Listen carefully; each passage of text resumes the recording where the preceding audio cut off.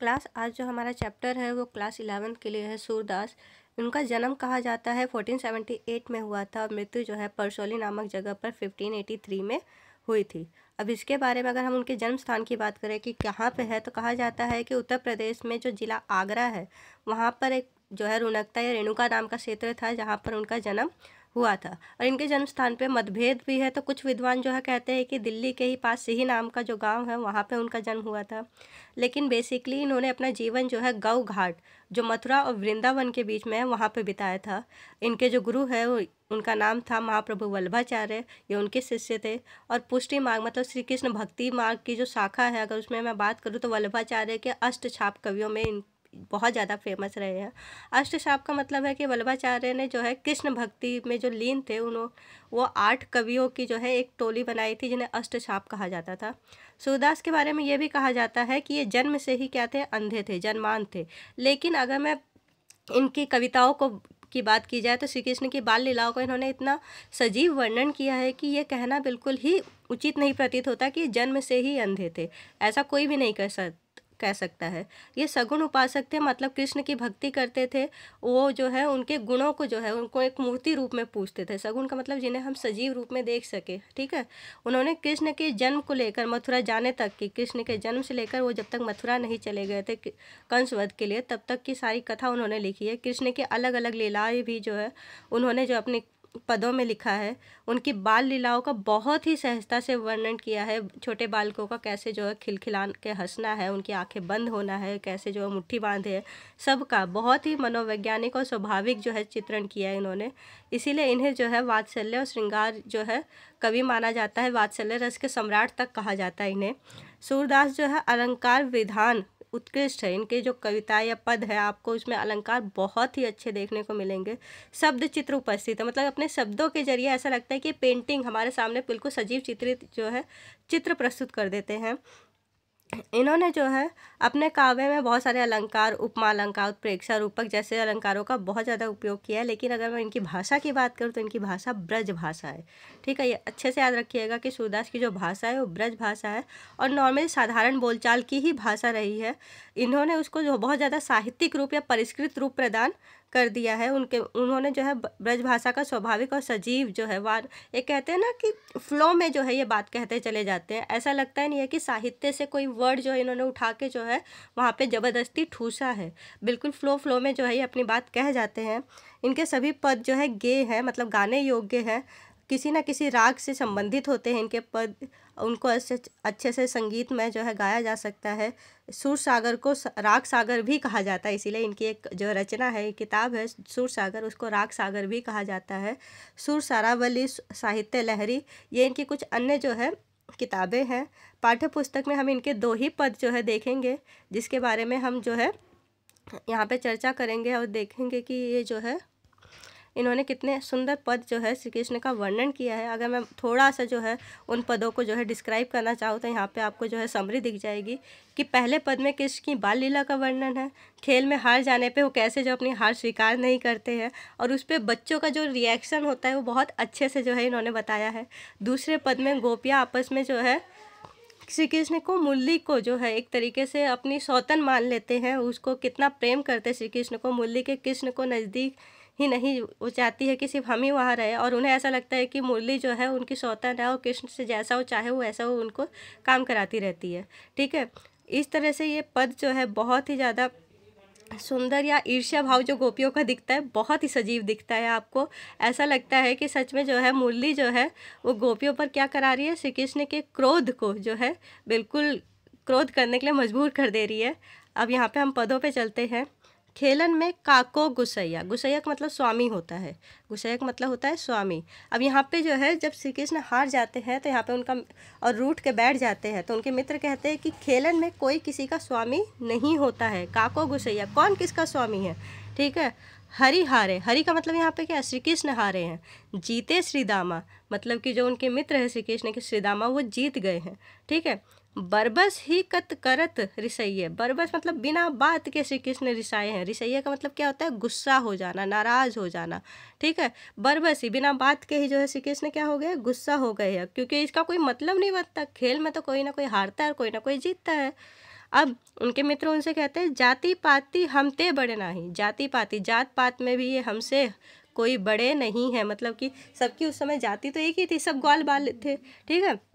तो यहाँ पे वो यही कहने की कोशिश कर रहे हैं कि जाति पाति हमते बड़ नहीं, मतलब हमसे तो बड़ी नहीं है तुम्हारी जाति, ना ही बसरत तुम्हारे छैया, और ना ही जो है हम तुम्हारे छैया, एक तरीके से छैया मतलब शरण, तुम्हारे जो है शेल्टर में या शरण में जो है तुम्हारी छाया में नहीं रहते हैं, ठीक है। अति अधिकार जनावत या तो जाते अधिक तुम्हारी गैया, वो कह रहे हैं कि तुम जो है अपना कुछ ज़्यादा ही अधिकार हम पे जता रहे हो, क्यों? क्योंकि तुम्हारे पास अधिक गाय है, इसलिए तुम ऐसा कर रहे हो, है ना। रूठरे करे ताशों को खेले, मतलब कि ये जो खेल है इसमें तो कोई किसी से भी रूठ नहीं सकता है, नाराज़ होने की तो बात ही इसमें क्या है, खेलना तो सबको पसंद ही होता है, हर बच्चे को खेलना पसंद होता है ना। रहे बैठ जाए तह गवैया, और इसीलिए सारे बच्चे जो है रूठ के चले जाते हैं और कहते हैं हम नहीं खेलेंगे, और जहाँ तहाँ जो है गवैया मतलब ग्वाल बाल जो है जहाँ तहाँ जहाँ जिसको जगह मिली वो सब बैठ जाते हैं। सूरदास प्रभु खेलैया चाहत, अब सूरदास कहते हैं कि जो प्रभु है, जो श्री कृष्ण है, वो भी खेलना चाहते हैं, अब वो भी तो बालक ही है, कौन से बड़े हैं, तो खेलना तो चाहते हैं। दाऊ दियो करी नंद दुहैया, फिर दाऊ को की दुहाई देते हुए श्री कृष्ण खेलने को राजी हो जाते हैं। जब दाऊ जो है नंद की दुहाई, किसकी दुहाई देते हैं? नंद की, कि मैं जो है नंद के नाम पे जो है खेलने को राजी हो गया हूँ, ठीक है। अब यहाँ पे देखो ये सारी जो है मुहावरों का बड़ा अच्छा प्रयोग किया गया। खेलन में काको घुसैया, खेलने में कोई किसी का स्वामी थोड़ी ना है। रूठन करो, ये रहा, रूठन करो ताशों को खेलो, इसमें भी जो मुहावरा है कि जो रूठ जाता है उससे कोई नहीं खेलना पसंद करता है। नंद दुहाई, नंद की दुहाई देकर एक तरीके से उनके नाम से जो है वो अपनी पारी देते हैं। इसमें अनुप्रास अलंकार भी बहुत ज़्यादा जगह यूज़ किए गए हैं। को काको गुसैया हरिहारी दाऊ दिए, इसमें, ठीक है। अब हम आगे चलते हैं जहाँ पे हम देखेंगे कि जो हमारी गोपियाँ हैं वो कैसे जो है रिएक्ट करती हैं श्री कृष्ण के मुरली पे, ठीक है। यहाँ पे हम देखते हैं पहली लाइन में मुरली तो गोपाल भावती, यहाँ पे गोपियाँ जो है ये कह रही हैं कि जो मुरली है, जो उनकी बांसुरी है, वो गोपाल को मतलब श्री कृष्ण को बहुत ज़्यादा भाती है, बहुत ज़्यादा पसंद आती है, उनकी एक तरीके से कहते हैं ना जान बसती है उसके अंदर। सुन रही सखी जदपि नंद लाला, अब यहाँ पे वो कह रही है कि सुन सखी, अगर जो है हमारे जो नंद लाला है, नंद के लाल कौन है? श्री कृष्ण है, नाना भावती नचावती, और हमारे ही नंद लाल को नाना भावती अलग अलग तरीके से उन्हें नाच नचावती है। क्योंकि मुरली बजाते समय जो है बेसिकली वो क्या करते हैं, अपनी पोजीशन चेंज करते रहते हैं, कभी दो पैरों पे आराम से खड़े होकर मुरली बजाते हैं, कभी एक पैर पे खड़े होकर बजाते हैं।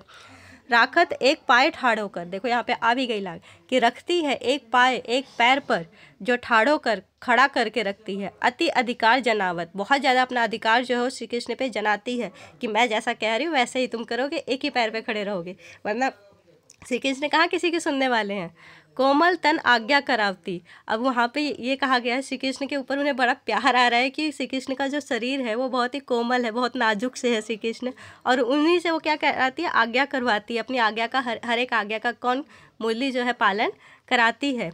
कट टेढ़ो हो आवते, बेसिकली मुरली बजाते बजाते कई बार वो इतने लीन हो जाते हैं कि उनकी कमर जो है वो टेढ़ी हो जाती है, तो यहाँ पे उसी का वर्णन किया गया है कि कट टेढ़ो हो आवते, उनकी कमर जो है टेढ़ी हो जाती है। अति आधीन सुजान कनौड़े, अब यहाँ पे कहा गया है कि वो जो है यहाँ पे श्री कृष्ण जैसे जो चतुर, हम कह सकते हैं ना, जो चतुर है एक तरीके से, सुजान है, सब कुछ जानते हैं, उनको भी कनौड़े अपने एक कृतज्ञ बना दिया है, अपना जो है एक तरीके से कृपा के नीचे दबा दिया है मुरली ने। गिरधर नार नरावती, गिरधर गिरी को धारण करने वाली, जिसने जो है एक तरीके से जो गोवर्धन पर्वत है उसको जो है अपनी लास्ट फिंगर पे उठा लिया था, उनसे भी नार नरावती, उनका भी सर जो है हिलाती है, उनसे भी अपनी सारी बातों को मनवा लेती है। और श्री कृष्ण क्या करते हैं, नार नवाती मतलब अपना सर हिला के जो है, गर्दन हिला के जो है उसको मान लेते हैं। बेसिकली मुरली बजाते बजाते वो जब अपनी गर्दन हिलाते हैं, ये उस चीज़ का वर्णन किया जा रहा है। आपन पौड़ अधर सज्जा पर, पौड़ मतलब अपने पड़ी हुई है, अपने आराम से लेटी हुई है। अधर सज्जा, अधर का मतलब यहाँ कहाँ है, श्री कृष्ण के लिप्स से उसका मतलब है ओठों पर जो है सज्जा, मतलब बेड की तरह सजी हुई है, जो बेड सजा हुआ है उस पर आराम से वो लेटी हुई है। कर पल्लव पलुटावती, पल्लव का मतलब उसके अपने पैरों को जो है वो श्री कृष्ण की जो एक तरीके से उंगलियां है, कर है, कर मतलब हाथ उनके, पल्लव मतलब उसके पत्ते की तरफ दबाती है, वो पलटावती है अपने हाथों से। श्री कृष्ण अपनी उंगलियों से जो है बांसुरी के जो छेद है उस पर उंगली रखते हैं, अपने फिंगर्स रखते हैं, तभी वो बजती है ना। तो उस चीज़ को ये कह रहे हैं कि मुरली अपने पैरों को दबवाती है श्री कृष्ण से। भ्रिकुटी कुटिलन, यहाँ पे क्या कहा गया है कि भ्रिकुटी मतलब कि जब बांसुरी बजाते बजाते कई बार उनकी जो भौवें हैं, जो आईब्रोज हैं, वो गुस्से जैसे वाली हो जाती है ना, तन जाती है एकदम से। नैन नसा फुट, उनके जो आँखें हैं वो एकदम मीच लेते हैं, और जो उनकी नाक है वो फूल जाती है, नथुने फूल जाते हैं। तो ऐसा ये चीज़ें जो है कई बार वो थक के भी कर दे, थकान हो जाती है श्री कृष्ण को, तब भी हो जाते हैं। हम पर कोप करावती, और ये सारे लक्षण जो हैं, ये सारे लक्षण भ्रुकुटी कुटिल नैन नासापुट, ये सारे लक्षण जो है क्रोध के भी है। तो यहाँ पे ये कहा जा रहा है कि अपने तो आराम से उनके जो है ओठों पर जो है सो रखी है, और हम पर सारा क्रोध करवाती है, हम पर कोप करावती है, मतलब क्रोध करवाती है। मतलब श्री कृष्ण का जो गुस्सा है वो किस पे उतरता है, हम पर उतरता है, ये गोपियाँ कह रही है। सूर्य प्रसन्न जान एको छिन धरते सी से डुलावती, और कई जब जो है श्री कृष्ण एकदम मुरली में लीन हो जाते हैं, उसको बजाते बजाते प्रसन्न हो जाते हैं, तो एक क्षण के लिए धर तय से सी से डुलावते, वो अपना जो सर है, अपना जो हेड है, वो जो है आनंद में जो है खुशी में जो है डुलाने लग जाते हैं। ठीक है, अब हम इसके क्वेश्चन आंसर भी एक सेकंड के लिए देख ही लेते हैं कि क्या है। इसके क्वेश्चन में सबसे पहले है हाँ, अब ये क्लियर दिख रहे हैं। खेलन में काको गुस्सैया पद में श्री कृष्ण और सुदामा के बीच किस बात पर टकरार हुई है। बेसिकली वो गुस्सा ही इसी बात से है कि जो श्री कृष्ण है वो हार गया, सुदामा जीत गए हैं। तो इसमें श्री कृष्ण जो है खेल छोड़ के रूठ के बैठ जाते हैं, इसलिए वो दोनों में टकरार हो गई है। खेलन में रूठने वाले साथी के साथ सब क्यों नहीं खेलना चाहते हैं। बेसिकली खेलने में जो साथी रूठ जाता है, हार जाता है, तो वो जो है अपनी बारी देने से मना कर देता है। अब जब बारी देने की उसकी जो है अच्छा नहीं लगता है कि ऐसे में जो है उसकी बारी कोई और देगा, तो इसीलिए खेलने के टाइम पे जब भी कोई नाराज़ होता है तो कोई उसे मनाने नहीं जाता है, बल्कि रूठने वाला जो व्यक्ति है मतलब श्री कृष्ण उसका बहिष्कार कर देते हैं और खेल ही छोड़ के सारे अपनी अपनी जगह पे बैठ जाते हैं। ठीक है, खेल में कृष्ण के रूठने पर उनके साथी उन्हें डांटते हुए क्या क्या तर्क देते हैं। सबसे पहला तर्क तो वो यही देते हैं कि सुदामा जीते हैं और तुम हार गए हो, तो तुम्हें क्रोध करने का कोई हक नहीं है। दूसरा तर्क ये देते हैं कि श्री कृष्ण हमसे जाति पाति में भी बड़े नहीं हैं, हम एक ही जाति के हैं। तीसरा तर्क ये देते हैं कि हम तुम्हारी शरण में नहीं बसते हैं, है ना, तुम हमारे जो है स्वामी नहीं हो। और चौथा ये देते हैं कि जो खेलने में रूठ जाता है वो बेईमानी करता है, इसीलिए हम उनके साथ बिल्कुल भी नहीं खेलना पसंद करेंगे। ठीक है, इसके साथ हम नेक्स्ट क्वेश्चन पे आते हैं कि कृष्ण ने नंद बाबा की दुहाई देकर दाव क्यों दिया। बेसिकली सीधी सी बात है, वो भी जो है खेलना चाहते थे, ग्वाल बालों को हराने के लिए पूरी तरह तैयार हो गए थे। जब वो तैयार हो जाते हैं तो नंद बाबा की कसम खा के कहते हैं कि अब की बार मैं तुम्हें हरा के रहूँगा, और अब वो जो है अपनी बारी दे देते हैं। इस पद में बाल मनोविज्ञान पर क्या प्रभाव पड़ता है। ये प्रभाव पड़ता है कि हम देखते हैं कि बच्चे खेलते हैं और हार जाते हैं तो गुस्सा हो जाते हैं, ये नॉर्मल है। और खेलने में बालक सबको एक समान मानते हैं, सबसे बड़ी बात। और बच्चे ज़्यादा देर तक रूठे भी नहीं रह सकते, जैसे श्री कृष्ण है थोड़ी देर रूठ के उसके बाद फिर से वो अपनी बारी देने चले आते हैं। नेक्स्ट चलते हैं, गिरधर नाद नवाती में सखी का क्या आशय है। इसमें वो यही कहती है कि जो कृष्ण गोवर्धन पर्वत को उठा सकता है, उसके समय उठाते समय वो नहीं झुका। उसकी जो सर है, उसकी जो गर्दन है, वो एक मुरली के वश में आकर, उसके जो है कंट्रोल में आकर जो है वो झुक जाती है। वो वैसे ही बांसुरी बजाने की एक नॉर्मल सी प्रतिक्रिया कह सकते हैं, रिएक्शन है। लेकिन फिर भी जो गोपियाँ हैं वो उसे अपनी सौतन की तरह देखते हैं, उसको एक स्त्री के रूप में देखते हैं, और वो ये कहते हैं कि एक लड़की के जो कंट्रोल में आके श्री कृष्ण अपना सर हिला रहे हैं। श्री कृष्ण के अधरों की तुलना सेज से क्यों की गई है। वो इसलिए की गई है कि सेज भी कोमल होती है, और श्री कृष्ण के अधर जो है, उनके जो ओठ है वो भी कोमल है। सेज सोने के काम आती है, और अधरों पर कौन सोई हुई है, जो मुरली रूपी नारी है वो सोई हुई है, एक तरीके से कह सकते हैं। बांसुरी को अधरों पर रख के ही बजाया जा सकता है, नॉर्मल से। अधरों की तुलना इसीलिए सेज से करना एक तरीके से हमें ठीक ही लगता है। इसमें यह है सूरदास की काव्य की विशेषताएं। तो सबसे पहले बाल लीलाओं का सहज वर्णन है ना, उसमें बाल क्रीड़ा का एक तरीके से मनोहारी चित्रण कहा जा सकता है। दूसरा है कि श्रृंगार रस का और वियोग पक्ष का बहुत सुंदर वो वर्णन किया गया है दूसरे पद में, जहाँ पे मुरली तो गोपाल भावती है। इसके साथ अगर हम तीसरे की बात करें तो अनुप्रास उपमा उत्प्रेक्षा अलंकारों को जो है बहुत ज़्यादा अच्छे से प्रयोग किया गया है। चौथे पॉइंट की बात करें तो इसमें ब्रज भाषा का प्रयोग किया गया है। और लास्ट में अगर बात करूँ तो ये सारे पद, जैसे मैंने आपको पहले ही बताया था, गे पद है। गे पद का मतलब ये गाने योग्य पद है। ठीक है, अब हम इसके पद संदर्भ सहित व्याख्या की बात करते हैं। तो ये जितना भी मैंने आपको समझाया है, आप इसी में जो है इनकी व्याख्याओं में आराम से लिख सकते हैं। और जहाँ तक हम बात करते हैं इसकी संदर्भ की, तो संदर्भ भी मैंने बताया है कि पहले वाले में जो है वो खेलते समय हार जाते हैं, तो उस समय का जो है वर्णन किया गया है। और दूसरे वाले में जो है जो मुरली है उससे सौतैया ढा जो गोपियाँ रखती हैं वो उसका वर्णन कर रही है। ठीक है, तो आज के लिए इतना ही। ये चैप्टर यहीं समाप्त होता है। हम अगले चैप्टर में मिलेंगे। Thank you.